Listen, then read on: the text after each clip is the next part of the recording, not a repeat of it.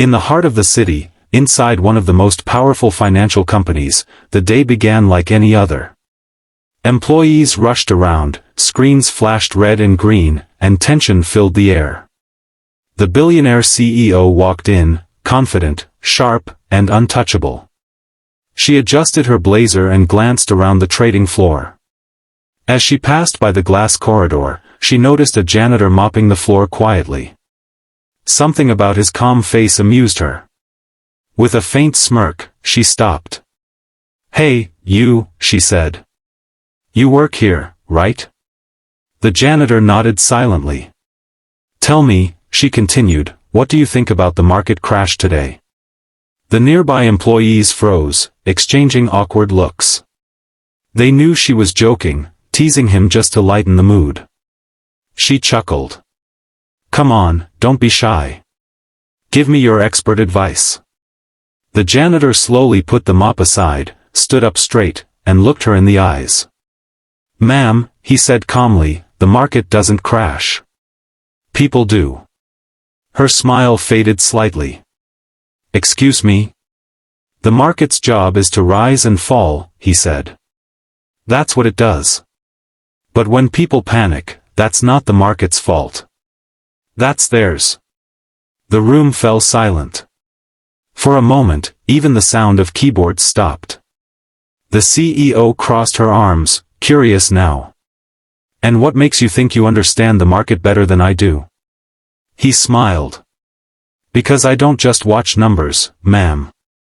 I watch people." Her eyebrows rose slightly. "All right then, Mr. Philosopher," she said with a hint of challenge. "What would you do if you lost millions overnight?" He looked down at the wet floor, then back up at her. "I'd do what I always do," he replied. "Start cleaning." "Cleaning?" she repeated, confused. "Yes," he said. "Clean up the mess. Calm down. Start again. Whether it's floors or finances, dirt doesn't go away by staring at it. You clean it. One stroke at a time." For a few seconds, the CEO didn't say a word. Something about his words hit deeper than she wanted to admit. Finally, she turned and walked away without another word. But his voice, steady and grounded, lingered in her mind. Later that afternoon, in her office filled with glass walls and glowing monitors, she sat staring at the stock charts. Red lines everywhere. She remembered his words, "The market doesn't crash, people do." She stood up suddenly and walked out. Down the hall, past the stares of her employees, to the janitor's small storage room. He looked up, surprised to see her. "Hey," she said softly. "What's your name?" "Raghav, ma'am," he replied. "Raghav," she repeated thoughtfully. "Would you like to have a coffee with me?" He blinked, unsure if she was serious. "Coffee?" She smiled. "Yes. Coffee."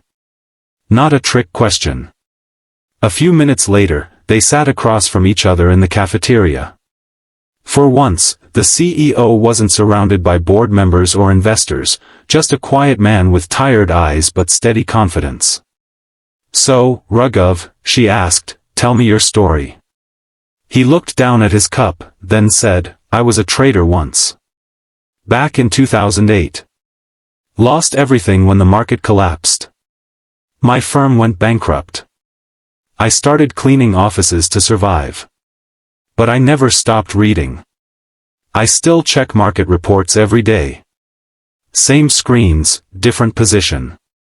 She looked at him, surprised. "You never gave up?" He shook his head. "When you've hit the floor, ma'am, the only way left is up." She smiled, a genuine one this time. For the first time in years, she felt humbled. A week later, during a board meeting, she stood before her top executives.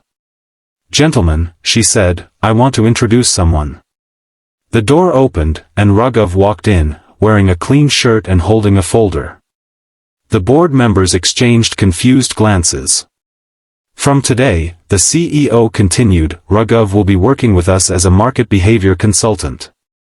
Sometimes wisdom doesn't come from the top, it comes from those who've fallen and stood up again. The room went silent. Some smiled, others frowned, but no one dared question her decision. Months passed. Under Raghav's guidance, the company's strategy changed. He taught them to focus not just on numbers, but on human behavior, fear, greed, patience. Slowly, the company began to recover. One evening, as the sun set behind the skyscrapers, the CEO stood by her office window, watching the city lights. On one of the big screens, their stock chart rose sharply. She smiled, remembering his first words. Raghav's voice echoed in her memory, money can make you rich, but wisdom makes you valuable. The camera fades out on her thoughtful face. And the narrator's voice closes softly. Never judge a person by their uniform. True experience doesn't come from power or position, it comes from surviving failure.